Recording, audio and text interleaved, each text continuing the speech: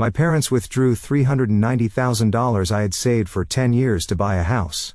When I discovered IT, my father mockingly said, "Thanks for your naivety, your money has now secured your brother's bright future." I couldn't hold back my laughter because the money they took was actually "you took the wrong bait." I'm Emily Harper, 29, and last month, I was ready to buy my dream house after saving $390,000 over 10 years. I worked multiple jobs, lived in a tiny apartment and sacrificed everything for this moment. Then I discovered my parents had emptied my account. When I confronted them, my father smiled coldly and said, "Thanks for your naivety. Your money has now secured your brother's bright future." I couldn't hold back my laughter. If you're wondering why, growing up in Boston with Diane and Richard Harper wasn't easy. From my earliest memories, my parents maintained ironclad control over every aspect of my life. My clothing choices, friendship circles, extracurricular activities, even the books I read were subject to their approval. Nothing in our sprawling colonial house was truly mine. Privacy was a foreign concept. "We're only looking out for your best interests," my mother would say, while systematically dismantling any sense of autonomy I tried to build. She was a marketing executive who treated parenting like another project to be managed with clinical precision. My father, a financial advisor with a reputation for aggressive investment strategies, controlled the family finances with similar rigidity. "Money isn't for children to worry about," he'd say whenever I asked about savings or allowance. Meanwhile, he documented every penny I spent in a little black notebook that lived in his desk drawer. The stark contrast in how they treated my younger brother, Tyler, made their controlling behavior toward me even more apparent. 4 years my junior, Tyler could seemingly do no wrong. His room was his sanctuary, his choices rarely questioned. My parents funded his hobbies generously, from expensive gaming equipment to travel soccer leagues. When he wrecked his first car at 17, they bought him a newer, better one without a lecture. "Boys will be boys," my mother would shrug, while I received a 2-hour lecture for coming home 15 minutes past curfew. Perhaps their favoritism toward Tyler was what pushed me toward financial independence so early. At 16, I got my first job at a local coffee shop, hiding tips in a hollowed-out book on my shelf. By 18, I'd saved enough for my first semester of community college, which I attended while working full-time. My parents were furious when I moved out at 19, taking my meager savings and thrift store furniture to a shared apartment 30 minutes away. "You're making a terrible mistake," my father warned. "You'll be back within 6 months." Instead, I thrived. I transferred to a 4-year college on partial scholarship, majoring in computer science. By 22, I'd landed an entry-level position at a small tech company. And by 25, I'd worked my way up to a senior developer role. My savings strategy was methodical. 30% of every paycheck went into a high-yield savings account. I lived with roommates, drove a 15-year-old car, cooked meals at home, and bought clothes secondhand. Every bonus, tax refund, and side gig payment went straight into savings. My spreadsheets tracked every dollar, projecting exactly when I'd reach my goal of $400,000 for a house down payment and emergency fund.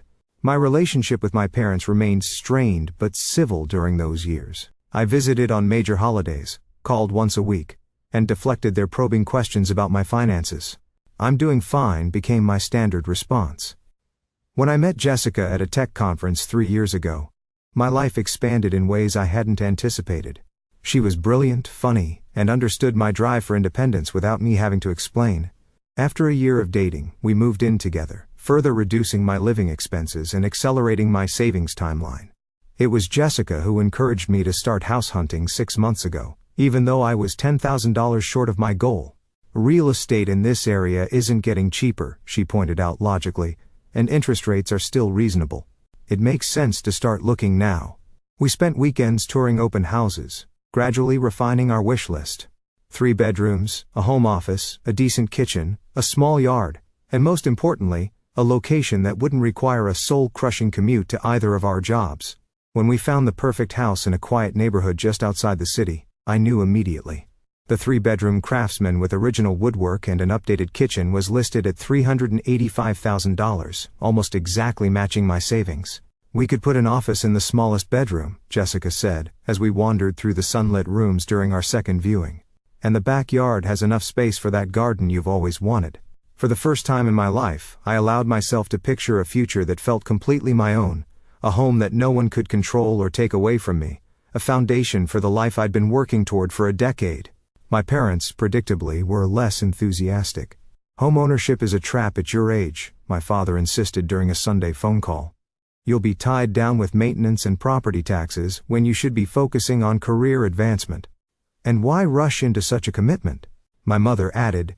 You're still so young, plenty of time to settle down later.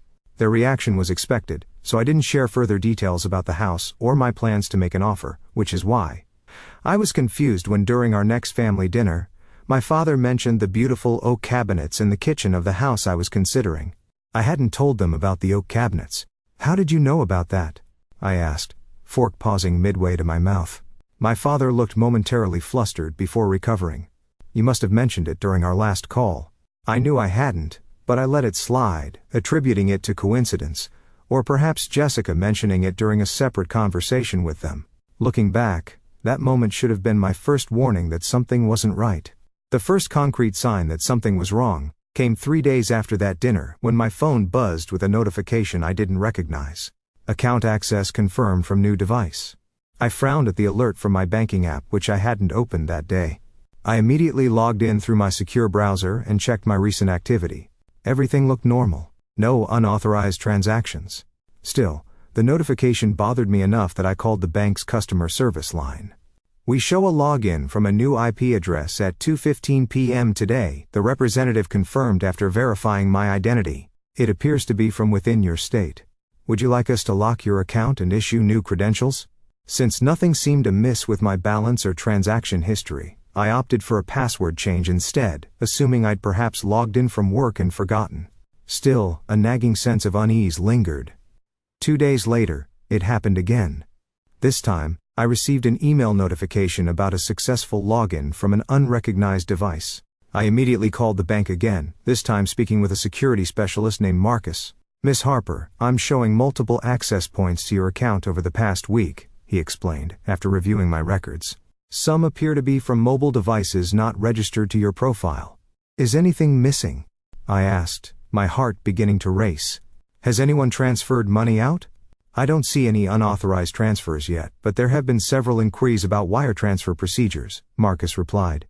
Would you like me to place a temporary freeze on your account while we investigate further? I agreed immediately. Setting up additional security protocols, including a requirement for verbal confirmation of any transfers over $1,000. Marcus assured me they would monitor my account closely, and suggested I run a security scan on all my devices. That evening, I did exactly that. Starting with my phone and then moving to my laptop. Nothing appeared unusual until I ran a deep system scan on my personal computer, the one I'd had for about 3 years and primarily used for managing my finances and personal projects. The scan revealed an unfamiliar program running quietly in the background, something that didn't appear in my regular programs list. After some research and a call to a tech-savvy friend, I discovered it was a sophisticated tracking software that could record keystrokes, capture screenshots, and essentially monitor everything I did on my computer. My blood ran cold as I tried to determine when and how this software had been installed. Then I remembered, about 4 months earlier, my laptop had been running slowly. And during a visit to my parents' house, my father had offered to clean it up for me. I'll run some diagnostics and optimization programs, he'd said, taking my computer into his home office for several hours. You know this is what I do for clients all the time. He'd returned it later that evening, noticeably faster and good as new. I thanked him, never suspecting he'd used the opportunity to install spyware. With growing dread, I realized this meant my parents had potentially been monitoring my financial activities for months. They would have seen my online banking sessions, my house hunting searches, every email about mortgage pre-approval, and even conversations with Jessica about our future plans. My hands shaking, I logged into my main savings account using Jessica's tablet, bypassing the temporary freeze with a phone verification. The balance read $0, where there should have been $390,000, the result of 10 years of disciplined saving and sacrifice. There was nothing. I frantically checked my transaction history to find a wire transfer completed the previous day, sending the entire balance to an account I didn't recognize. The room spun around me as Jessica rushed over, alarmed by the sound that came out of my throat, something between a gasp and a scream. Emily, what's wrong? She asked, gripping my shoulders as I stared blankly at the screen. It's gone, I whispered. Everything. 10 years of savings, the house, our future, it's all gone. Jessica took the tablet, quickly scanning the information. This has to be fraud, she said firmly. We'll call the bank right now and report it. They can reverse wire transfers if we act quickly. But as I regained my composure and looked more closely at the transfer details, a sickening realization dawned. The receiving account holder information included a name I recognized all too well, Richard Harper, my father. It's not fraud, I said quietly. It's my parents. I tried calling them immediately, but neither answered. Text messages went unread. I even emailed both their personal and work addresses with the subject line, "Emergency, please contact me," but received no response. By morning, after a sleepless night pacing our apartment, I'd left 6 voicemails and sent countless messages. The silence was deafening, and in that silence, my shock transformed into something harder, more resolute. "I'm going over there," I told Jessica as I grabbed my car keys. "Today. I'm coming with you," she replied, already reaching for her jacket. I shook my head. "I need to do this alone, but I'll call you immediately if I need backup." As I drove the 40 minutes to my parents' suburban home, my mind raced through possible explanations, each more implausible than the last. Perhaps it was a terrible mistake. Maybe they were trying to protect the money somehow. Could they have transferred it to a better investment vehicle as a misguided surprise?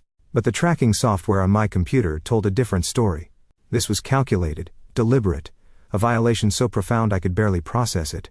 The familiar tree-lined street where I grew up looked exactly the same as always, neatly trimmed hedges, freshly mulched flower beds, the American flag flying from the front porch, everything in its proper place, just as my parents preferred.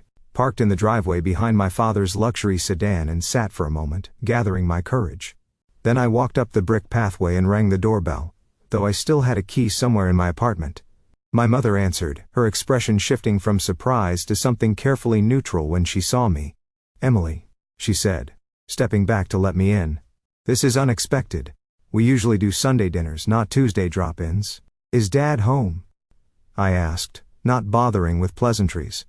"In his study. Is everything all right?"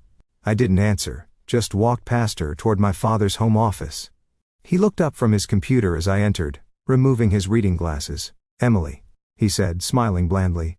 "What brings you by on a weekday?" I closed the door behind me, suddenly aware of how calm I felt. Beyond anger, beyond shock, something crystalline and clear had formed in my chest. "I know what you did," I said simply. My father's expression didn't change. "You'll need to be more specific. $390,000 transferred yesterday from my savings account to yours, and the tracking software you installed on my laptop when you supposedly fixed it." A flicker of something. Not quite guilt, but perhaps surprise that I'd discovered everything so quickly. Then his face settled into firm resolve.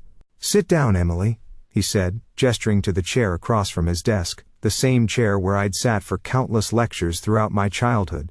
I remained standing. "Where is my money?" I asked. My mother entered then, closing the door softly behind her. "Richard," she said quietly. "She knows." "Of course, she knows," he replied. "Sooner than we expected. But that doesn't change anything." He turned back to me. "The money is safe," he said, as if that answered everything.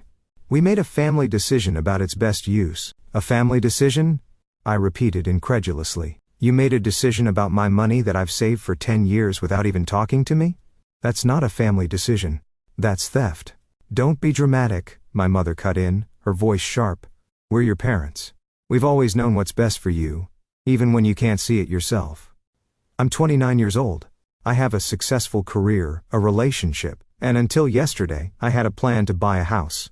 You had no right to interfere." My father stood, his height still imposing even though I was an adult now. "We had every right. You were about to make a terrible financial mistake, tying up all your liquid assets in an overpriced property in a market that's about to turn. We protected you from yourself." "By stealing from me?" My voice rose despite my efforts to stay calm. "By reallocating family resources where they'll do the most good," he corrected. "Your brother has been accepted to an elite business school, and he has a startup idea that needs capital. His education and business will benefit this family for generations." As if on cue, the front door opened and closed. And moments later my brother Tyler appeared in the doorway of the study, looking confused at finding us all there. "What's going on?" he asked, glancing between us. "Nothing that concerns you," my mother said quickly. "Actually," I said, turning to face him, "they just stole my entire savings account to give to you. $390,000 that I've been saving for 10 years to buy a house. Apparently, your education and business idea are more important than my future. Tyler's eyes widened. What? That can't be right. He looked at our parents.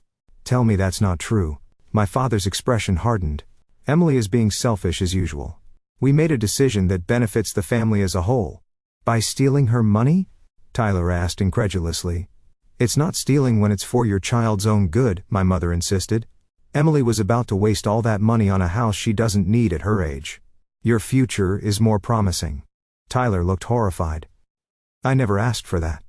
I would never want her money taken from me. My father waved his hand dismissively. You'll understand when you're older, both of you. Sometimes parents have to make difficult decisions. He turned to me, his expression smug. Thanks for your naivety. Your money has now secured your brother's bright future. And then to everyone's surprise, including my own, I started laughing. Not a small chuckle, but full-bodied laughter that bent me at the waist. My parents exchanged concerned glances. Emily, my mother said cautiously, are you all right? I straightened, wiping tears from my eyes. I'm better than all right. I'm fantastic. Because you didn't get what you think you got. My father's brow furrowed. What are you talking about? $390,000 is what I had in total savings, I explained, still smiling. But last week, after getting pre-approved for a mortgage, I moved $351,000 to a separate secure account at a different bank. One that you didn't know about. The account you emptied only had $39,000 in it. The color drained from my father's face. That's not possible. We monitored your main account. You never made any large transfers. No, I didn't. I agreed. Because after I noticed some strange activities on my account, I went to the bank in person and arranged for a banker to help me transfer the funds physically with no digital trail. I was planning to surprise Jessica with the good news that we could make an offer on the house with extra funds for renovations. My mother sank into a chair. You're lying. Call the bank if you don't believe me, I replied. Though I'm not sure. You want to draw more attention to what you've done. Tyler moved to stand beside me. I want no part of this, he said firmly.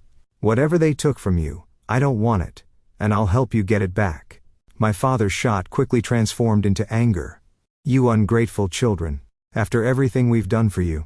What you've done, I said, my voice steady, is commit fraud and theft. You installed spyware on my computer without my knowledge or consent. You used that information to access my bank account without authorization, and you transferred funds that didn't belong to you. That's not parenting. That's criminal. You wouldn't press charges against your own parents, my mother said, but uncertainty flickered in her eyes. Watch me, I replied. I turned to leave, then paused at the door. You have 24 hours to return my $39,000. After that I'm going to the police with evidence of everything you've done. As Tyler and I walked out together, leaving our parents stunned in the study, I felt a weight lift from my shoulders that I hadn't realized I'd been carrying my entire life. My 24-hour deadline came and went with no money returned, and no communication from my parents. True to my word, I filed a police report the following morning, bringing copies of bank statements, screenshots of the unauthorized wire transfer, and evidence of the spyware found on my computer. Detective Kimberly Walsh took my statement, her expression growing increasingly serious as I explained the situation. Unfortunately, we see cases like this more often than you might think, she told me. Family financial exploitation is surprisingly common, though your parents' methods were unusually sophisticated. She explained that they would investigate, but also recommended I consult with an attorney who specialized in financial crimes. Criminal charges are one avenue, she said, but civil action may be your best bet for recovering the funds quickly. Through a colleague's recommendation, I found Sarah Williams, an attorney who had previously handled several cases involving parental financial ability of adult children. Her office was small, but impeccably professional, and she listened intently as I recounted my story. First things first, she said when I'd finished. We'll file for an emergency injunction to freeze the funds they took so they can't spend or hide them. Then we'll proceed with both civil claims for the return of your money plus damages, and work with the police on potential criminal charges. True to her word, Sarah moved quickly. By the end of the week, a judge had granted our request to freeze my parents' accounts where my money had been deposited. The formal complaint filed against them included charges of theft, fraud, unauthorized computer access, and invasion of privacy. My parents' response was swift and predictable. They hired Bradford Montgomery, one of the most expensive attorneys in the city, known for representing wealthy clients in complex financial disputes. Their formal response to our complaint was a blend of denial and justification, claiming they had acted out of parental concern and fiduciary duty. More shocking was their countersuit, alleging that I had borrowed money from them throughout my early adulthood with a verbal agreement to repay it, and that the $39,000 they took was simply collection of this family debt. "This is completely fabricated," I told Sarah when she showed me their filing. "I've never borrowed money from them as an adult. In fact, I've been financially independent since I was 19. "I believe you," she assured me. "But we'll need to gather evidence to refute their claims. Bank records showing your income and expenses over the years, testimonials from friends or colleagues who can attest to your financial independence, anything that contradicts their narrative." The case quickly drew attention beyond our family. The local news ran a story about modern digital privacy concerns without naming us directly, but clearly referencing our situation. My inbox filled with messages from friends, colleagues, and even a few distant relatives, all expressing varying degrees of shock, support, or in some cases, criticism for taking legal action against my own parents. The most painful messages came from my mother's sister, Aunt Lauren, who had always been kind to me growing up. "Family matters should stay within the family," she wrote. "Your parents may have made a mistake, but dragging them through the courts will only destroy any chance of reconciliation. Is that really what you want?" What I wanted, I realized, was something my aunt couldn't understand. Accountability. For once in my life, I wanted my parents to face consequences for their controlling behavior, rather than being allowed to rewrite reality to suit their preferences. Jessica proved to be my steadfast support through all of this. She took days off work to accompany me to meetings with Sarah, organized our growing file of evidence, and held me on the nights when the stress and hurt finally caught up with me. "You're doing the right thing," she would whisper, as I cried against her shoulder. "Standing up for yourself doesn't make you a bad daughter." They broke your trust in the most fundamental way. Tyler too surprised me with his unwavering support. Despite pressure from our parents and extended family, he provided a written statement confirming he had never asked for or wanted my money, and detailing the pattern of favoritism and control he had witnessed growing up. "I've always felt guilty about how differently they treated us," he confessed during a lunch meeting with me and Sarah. "But I never thought they'd go this far. I'm sorry I didn't stand up for you sooner." The most difficult part of the legal process was the deposition, where I had to sit across from my parents and their attorney while answering questions for hours. They looked smaller somehow, my mother's perfectly maintained appearance showing cracks of stress. My father's confident posture diminished. Bradford Montgomery, their attorney, tried repeatedly to paint me as ungrateful, financially irresponsible, and vindictive. "Isn't it true," he asked, peering over his glasses, "that your parents repeatedly advised you against purchasing property at your age, showing financial wisdom you chose to ignore?"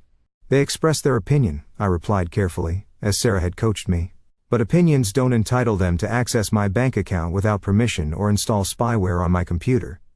"And isn't it true that your brother's education and business prospects represent a better long-term investment for family resources than an overpriced house in a volatile market?" Sarah objected before I could answer. "Family resources implies joint ownership. The funds in question were the sole property of my client, earned through her employment and systematically saved over a decade." As the weeks stretched into months, the emotional and financial toll of the legal battle grew. The house Jessica and I had fallen in love with sold to another buyer. My parents began a whisper campaign among family friends, suggesting I had mental health issues that had led to false accusations against them. Thanks for your naivety. Your money has now secured your brother's bright future." As if my decade of hard work and sacrifice meant nothing. As if I existed only to further his preferred child's opportunities. So we pressed on. Sarah gathered digital forensics experts, who testified about the sophisticated nature of the spyware installed on my computer and traced its installation directly to the time period when my father had possession of my laptop. Bank records clearly showed my consistent pattern of saving over 10 years, contradicting my parents' claims of debt repayment. The case was scheduled for court with a hearing date set for exactly 3 months after my initial discovery of the theft. Despite my parents' attempts to delay, the judge denied their motions, citing the straightforward nature of the evidence. As we prepared for our day in court, Sarah received an unexpected phone call. Bradford Montgomery wanted to discuss settlement terms. My parents, it seemed, had finally realized they might not win this battle. The courtroom was smaller than I'd imagined, with worn wooden benches and fluorescent lighting that seemed too harsh for the weight of what was about to unfold. I sat beside Sarah at the plaintiff's table, my back straight despite the knot of tension between my shoulder blades. Across the aisle, my parents sat with Bradford Montgomery, neither looking in my direction. Judge Patricia Alvarez entered, and the proceedings began with opening statements. Sarah went first, her voice clear and confident as she laid out the facts of the case without emotional embellishment. This case is fundamentally about violation, she concluded. Violation of privacy through unauthorized surveillance software, violation of financial autonomy through unauthorized account access, and most painfully, violation of the sacred trust between parent and child. Bradford Montgomery's opening painted a different picture, portraying my parents as concerned mentors who had tried to guide their impulsive daughter away from financial ruin. The Harpers have decades of financial expertise between them, he argued smoothly. They witnessed their daughter about to commit her entire savings to an overpriced property in a precarious market. Their actions, while perhaps overzealous, were motivated by parental protection, not criminal intent. When my turn came to testify, I walked to the witness stand on legs that felt both numb and shaky. After being sworn in, I looked out at the courtroom, briefly meeting Jessica's encouraging gaze from the gallery. "Miss Harper," Sarah began gently, "please tell the court about your financial history since becoming an adult." I described my path to independence, the multiple jobs, the careful budgeting, the systematic saving, all documented in the financial records already submitted as evidence. I explained my dream of home ownership and the security it represented to me. "And when did you first suspect something was wrong with your account?" Sarah prompted. I detailed the strange notifications, the discovery of the spyware, and the devastating moment when I realized my entire savings had vanished, transferred to an account in my father's name. "Did you ever give your parents permission to access your financial accounts?" "No, never." "Did you ever agree that your savings should go toward your brother's education or business ventures?" "Absolutely not." "And how has this incident affected you, Miss Harper?" I paused, gathering my thoughts. Beyond the obvious financial impact, it shattered my sense of security. The two people who were supposed to protect me instead exploited my trust in the most intimate way possible, monitoring my private communications and taking what I'd worked so hard to build. There are moments I still can't believe it's real. Bradford Montgomery's cross-examination was aggressive, as expected. He questioned my financial knowledge compared to my father's expertise. He implied that my decision to buy a house was emotionally driven rather than financially sound. He even suggested that my parents had discussed their concerns with me multiple times, and I had stubbornly refused to listen. "No," I corrected firmly. "They expressed opinions about my house hunting." "Yes. But at no point did they say, 'We're considering taking your money for your brother instead.' That's not a conversation we ever had." The digital forensics expert who examined my computer was next, methodically explaining how the spyware worked, when it was installed, and the extent of surveillance it enabled. "This software captures keystrokes including passwords," she explained to the visibly disturbed judge.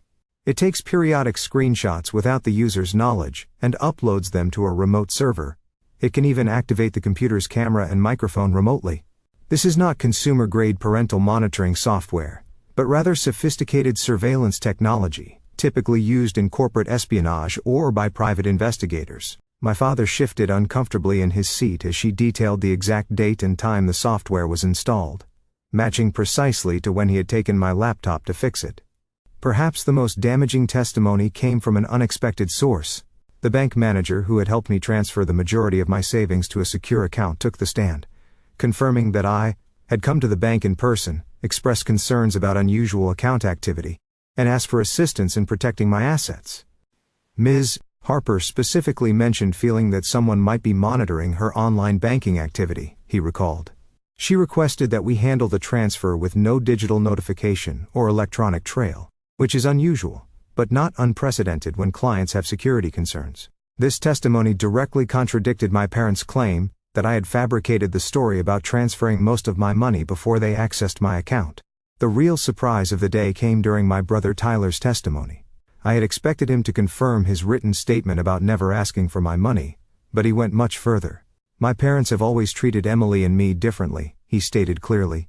"Growing up, I received opportunities, trust, and resources that she didn't, for no reason except that I was their son and she was their daughter." A murmur ran through the courtroom as he continued. "When I learned what they had done with Emily's money, supposedly for my benefit, I was horrified. But I wasn't entirely surprised. This fits a pattern of control they've maintained over her for as long as I can remember. Then, voice steady, he revealed something I hadn't known.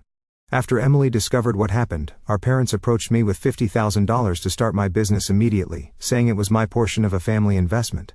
When I refused it and said I would support Emily in court if necessary, they threatened to withdraw funding for my education entirely. My mother made a small sound from her seat, and my father's face flushed dark red. "Tyler, that's enough," he said sharply, earning a quick reprimand from the judge about speaking out of turn. As the first day of proceedings ended, Sarah looked cautiously optimistic. "The judge seems troubled by the evidence," she whispered as we gathered our things, "particularly the sophisticated nature of the spyware and your brother's testimony." The second day brought an unexpected development. Before proceedings began, Bradford Montgomery requested a brief recess to speak with his clients. When court resumed 30 minutes later, he approached the bench. "Your Honor, my clients would like to propose a settlement." The terms were straightforward. Full return of the $39,000, plus $20,000 in damages to cover my legal fees and emotional distress. In exchange, I would drop all claims and agree not to pursue criminal charges. Judge Alvarez turned to me. "Miss Harper, are these terms acceptable to you?" I looked at my parents, really looked at them, perhaps for the first time in my adult life. My mother's perfect posture, my father's confident facade, both now showing cracks under pressure. They had monitored my most private communications, violated my trust, taken what wasn't theirs, all while believing they were entitled to control my life even as an adult. "No, Your Honor," I said clearly. "Those terms are not acceptable, Bradford." Montgomery looked stunned. Sarah leaned close to me, whispering urgently, "Emily, this is a reasonable offer. We should consider it." "I've spent my entire life being reasonable while they've been controlling," I replied quietly. "I want the court to decide." And so the proceedings continued. Financial records from my parents' accounts revealed something I hadn't known. They had been experiencing significant financial pressure themselves. My father's investment firm had lost several major clients in the past year. Their mortgage was underwater after a poorly timed refinance. Tyler's elite business school tuition was beyond what they could comfortably afford. They had taken my money not just out of a desire to control me or favor my brother, but out of desperation to maintain appearances and expectations that they could no longer financially support. This revelation didn't excuse their actions, but it provided context that helped me understand the frantic violation of boundaries. They were drowning and saw my savings as a life raft, justifying the theft through a lifetime of paternalistic control. In her closing argument, Sarah emphasized the deliberate nature of my parents' actions. "This was not a momentary lapse in judgment," she stated firmly. "It was a calculated series of invasions executed over months, culminating in the theft of my client's life savings. The court must send a clear message that family ties do not exempt anyone from basic legal and ethical boundaries." Bradford Montgomery's closing was more subdued than his opening had been, focusing primarily on my parents' previously unblemished reputation in the community and their sincere belief that they were acting in the family's best interest. Judge Alvarez took a day to consider her ruling. When we returned to court, the tension was palpable. "In the case of Harper versus Harper," she began, her voice stern, "this court finds in favor of the plaintiff. The defendant's actions constitute a clear violation of multiple statutes regarding privacy, unauthorized computer access, and financial fraud." She ordered my parents to return the full $39,000, plus $50,000 in punitive damages, and granted a permanent injunction, barring them from any contact with my financial institutions or electronic devices. "While the court acknowledges the special relationship between parents and children," she added, looking directly at my parents, "that relationship does not confer ownership or control of an adult child's assets. Miss Harper has demonstrated admirable financial responsibility and independence. The paternalistic overreach demonstrated by the defendants is particularly troubling, given the sophisticated methods employed." As a final point, she noted that she would be referring the case to the district attorney's office for consideration of criminal charges, though the decision to prosecute would be at their discretion. My parents sat motionless as the ruling was read, my father's face pale, my mother's eyes downcast. They had lost not just the case but the carefully constructed narrative they'd built around their actions, their parenting, and their own financial stability. As we left the courtroom, Tyler caught up with me in the hallway. "Are you okay?" he asked, concern evident in his eyes. I considered the question seriously. "Not yet," I answered honestly. "But I will be." The weeks following the court ruling brought both practical challenges and emotional upheaval. My parents complied with the financial judgment promptly, likely hoping to minimize their exposure to potential criminal charges. The district attorney ultimately decided not to pursue criminal prosecution, citing my parents' clean prior record and the full financial restitution already made. With the return of my $39,000 plus the additional $50,000 in damages, I now had even more than my original savings goal. Jessica and I resumed house hunting, though the market had shifted slightly in the months of legal proceedings. "What about this one?" Jessica asked one Saturday morning in bed, her tablet propped against her knees as she scrolled through listings. 4 bedrooms, renovated kitchen, about 10 minutes farther from downtown than we were looking before. The house was beautiful, slightly larger than our original target, with a wraparound porch and established garden. The price was within our budget, especially now. "It's perfect," I said, a flutter of excitement replacing the knot of anxiety that had lived in my chest for months. "Let's see it today." 2 weeks later, our offer was accepted. As we signed the mountain of paperwork at closing, I felt a surreal sense of accomplishment. Despite everything, despite the betrayal and legal battle and public exposure, I had achieved what I'd worked toward for 10 years. "Congratulations, homeowners," the real estate agent said, handing us the keys with a flourish. That night, Jessica and I sat on the bare floor of our new living room, sharing takeout and champagne by the light of a single floor lamp we'd brought from our apartment. "To new beginnings," Jessica toasted, her glass clinking against mine, "and to hard lessons learned," I added quietly. The emotional fallout from the case was more complicated than the practical aspects. I established firm boundaries with my parents, including no unannounced visits to our new home and no discussions of my finances ever. Our interactions were limited to brief civil exchanges at family gatherings, which I attended primarily to maintain my relationship with Tyler. My brother had moved out of our parents' home shortly after the court case concluded, renting a small apartment near his university. He was pursuing his business degree, but with student loans and part-time work rather than parental funding. "It's harder this way," he admitted when he came over to help us paint the new living room. "But it feels more honest somehow. Like I'm building something that's truly mine." I understood completely. My parents made several attempts at reconciliation, each revealing how little they'd actually changed. My mother sent an elaborate housewarming gift with a card that read, "We hope you'll now see that everything worked out for the best in the end." My father called on my birthday with an investment opportunity he thought would be perfect for that settlement money, apparently having learned nothing about respecting my financial autonomy. Each time I politely but firmly reinforced my boundaries, refusing to be drawn into their preferred narrative, that the entire episode had been an unfortunate misunderstanding, now happily resolved. "They still don't get it," I told my therapist, Dr. Andrea Reeves, during one of our weekly sessions. I had started therapy shortly after the court case, recognizing that legal resolution hadn't automatically healed the emotional wounds. "They see the outcome, the house, the money, but they don't understand what they destroyed." "Trust once broken is incredibly difficult to rebuild," Dr. Reeves agreed, "especially when the breaching party doesn't fully acknowledge the violation. Your parents may never truly understand the impact of their actions. Your healing can't depend on their recognition." That was perhaps the hardest lesson. Accepting that my parents might never genuinely understand or apologize for what they'd done. My choice was to either continue hoping for a validation that might never come, or to build my life and healing independent of their acknowledgement. I chose the latter path. Jessica and I created our home together, filling it with furniture. We loved painting the walls colors that made us happy, and gradually transforming it into a sanctuary that felt entirely our own. We established traditions and rhythms that had nothing to do with my family of origin. The professional consequences of the case surprised me.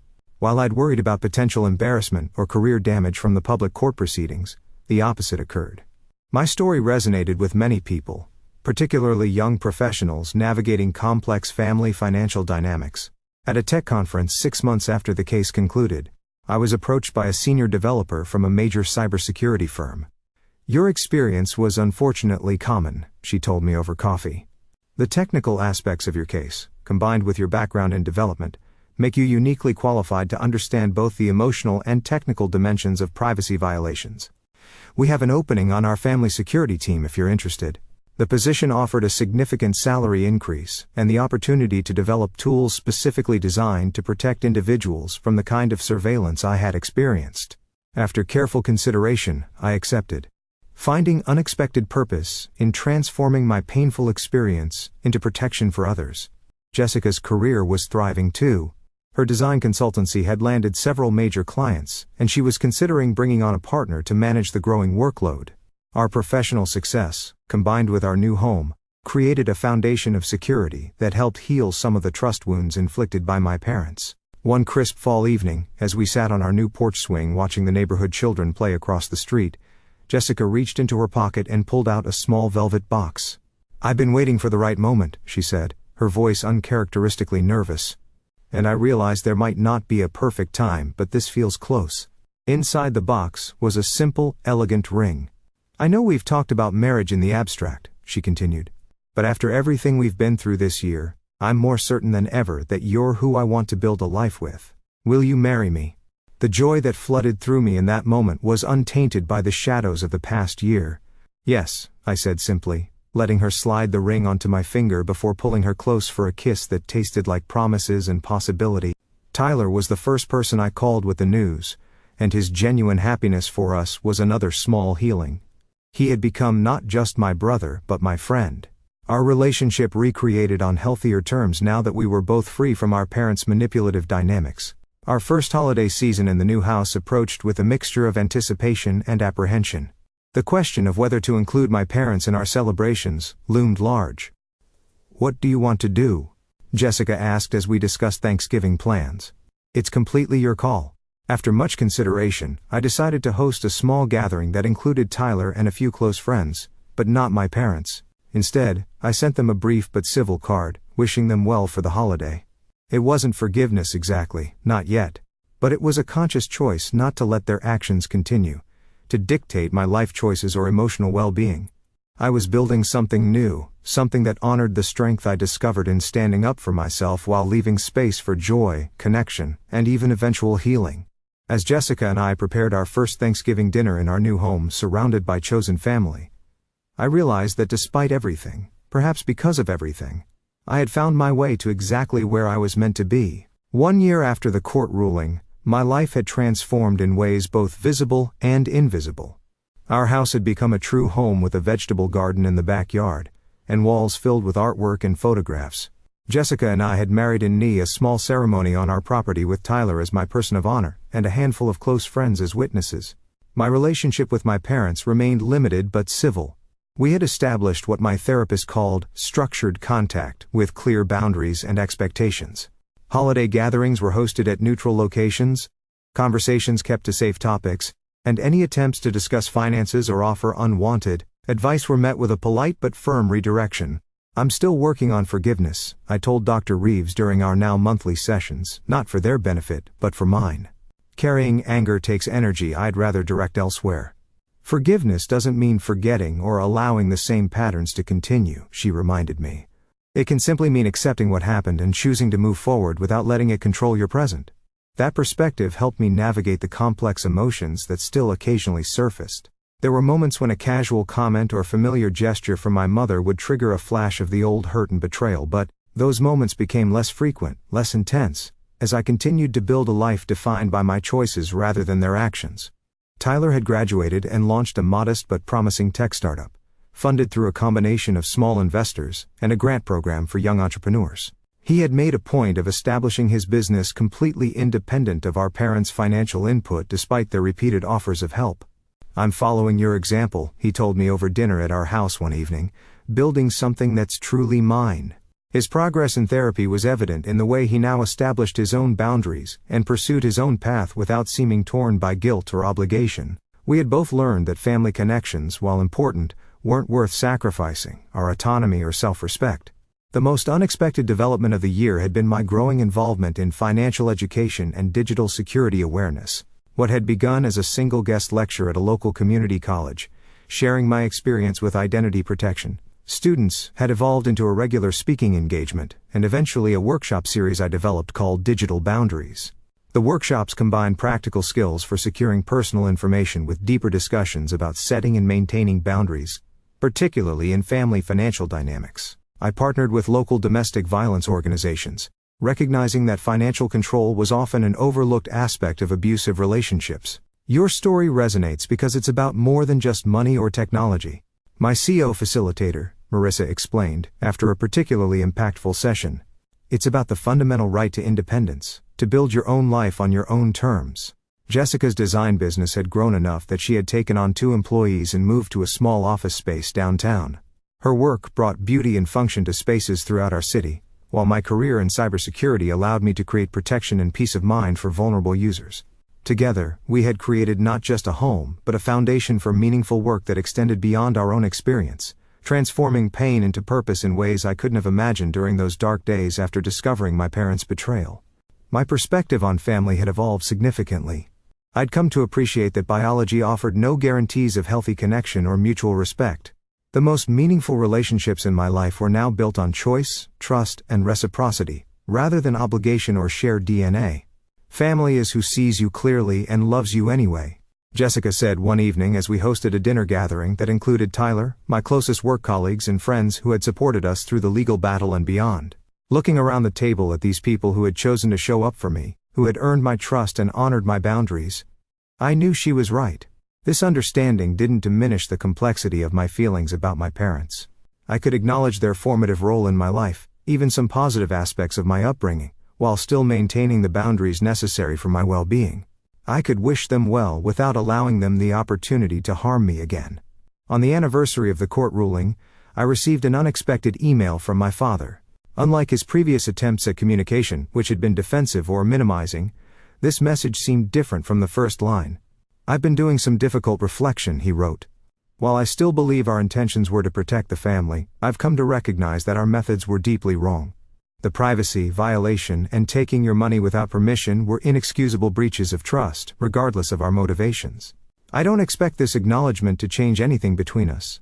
But after a year of therapy of my own, I felt it important to take responsibility for my actions without qualification." I read the message several times, sharing it with Jessica and discussing it in my next therapy session.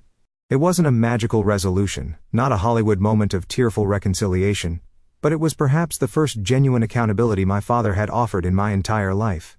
I responded briefly, thanking him for the acknowledgement without promising any change in our current arrangement. True repair, if it was ever possible, would require sustained change over time, not a single moment of insight. As I reflect on the journey from that devastating discovery to my life today, I'm struck by how a violation meant to control and diminish me instead catalyzed growth and independence beyond what I had previously imagined possible. The very qualities my parents tried to suppress, my determination and self-reliance, ultimately protected me from the worst of their actions. The most valuable lesson I've learned is that true security comes not from controlling others or being controlled, but from building a life aligned with your own values, surrounded by relationships based on mutual respect and genuine care. Freedom isn't just financial, though that's certainly part of it. It's the ability to define your own path and set your own boundaries, even when, especially when, those closest to you resist. If my story resonates with you in any way, I hope it offers some validation or courage for your own journey. The path to establishing healthy boundaries isn't always straight or easy, particularly with family. But it's worth every difficult step. Have you ever had to set challenging boundaries with loved ones? Thanks for watching. Take care, good luck. After listening to today's story, perhaps it has raised some new questions in your mind, or maybe it has brought back some old memories. Every day on Reddit, new experiences and moments create fresh stories, and they connect all of us. Everyone has their own unique journey in life, and we all try to understand the world in our own way. These kinds of moments remind us that we are all human, sometimes happy, sometimes sad, and always learning something new. If you enjoyed this story, feel free to share it with your friends. Your thoughts and feedback are always valuable to us, as they motivate us to create even better content. Every story has its own unique angle, and our goal is to understand everyone's perspective and make our content diverse and relatable. Stories like these help us realize that life's journey is different for everyone, and by hearing other stories, we learn something new. You can also share your own stories with us. Your experiences are valuable to us as well, and if you enjoyed this video, please leave your feedback. We aim to create content that brightens your mind and gives you new ideas every time. If you've already seen this video before, your feedback is still important. With every piece of feedback, we can improve our content and bring a new perspective to our viewers. Today, what we saw was just a small part of the many stories shared on Reddit and across the world. It's a reminder of how we all try to understand life by sharing our experiences with each other. This video was only an example of how we try to connect with others through storytelling, learning about different sides of life. We hope to continue sharing such stories that help us all learn and grow together. Thank you for your time, and don't forget to keep an eye out for more stories coming soon. If you haven't already, please like and follow for more amazing content. Your support keeps us going, and we will strive to bring you more thought-provoking and heartwarming stories. Until next time, take care and stay curious. Asterisk.